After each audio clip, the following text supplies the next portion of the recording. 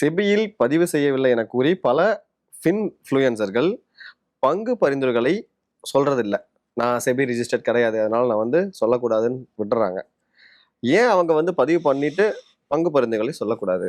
மறைமுகமா உங்களை பிடிச்சி தாக்குற மாதிரி இல்ல சொல்லாம அது ஓகே. எனக்கு வந்து என்கிட்ட சர்டிஃபிகேஷன் இருந்தாலும் நான் சொல்ல போறது இல்லை. அதான் நீங்க சொல்லியிருக்கீங்க. Even if I had the certification, which I'm not going to declare, நான் வந்து ஸ்டாக்ஸ் வந்து பப்ளிக் ஃபோரம்ல நான் பரிந்துரை செய்ய போவதில்லை. That is not my job.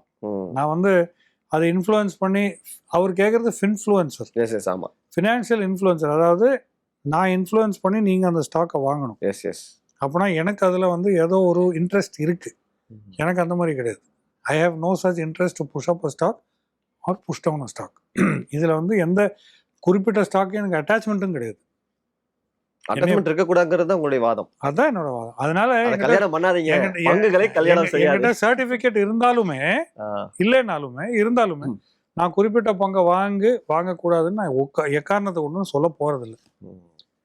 அது என்னை குறித்து கேட்டாலா இருந்தா அந்த கேள்வி வந்து எனக்காக இருந்தா, மற்ற பலவற்றவர்கள் ஏன் வந்து அது சர்டிபிகேஷன் எழுதலைன்னு அவங்ககிட்ட தான் கேட்கணும். ஏன்னா இப்ப ஏன் இந்த கேள்விகள் அடிக்கடி வருது சார் இன்ஃப்ளூயன்சர் பத்தி ஏன் வருதுன்னா, செபி வந்து கிராக் டவுன் பயங்கரமான நடவடிக்கைகள் அதிகமா எடுத்துட்டு இருக்காங்க.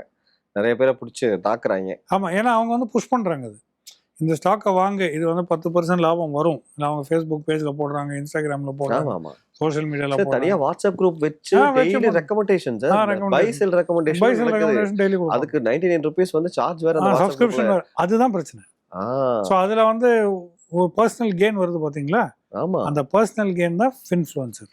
எஸ். அது வந்து நான் அந்த ரெம்முக்குள்ள அந்த ஒரு யூனிவர்ஸுக்குள்ள போகணுன்றது என் ஆசையே கிடையாது. சில பேர் சில இன்ஃப்ளூயன்சரோட நேம் எல்லாம் குறிப்பிட்டு, நம்ம பிரபலமான ஒரு ஆளு, நம்ம நிறைய பெரிய யூடியூப் சேனல் வச்சு நடத்திட்டு இருக்காரு, ஸோ அவர்லாம் இந்த மாதிரி பண்றாரு, அவர்லாம் என்ன மாட்டாம இருக்காருன்ற கேள்வியெல்லாம் நம்ம கமெண்ட் செக்ஷன்லயும் போட்டிருந்தாங்க. சரி, அதை விட்டுருவோம்.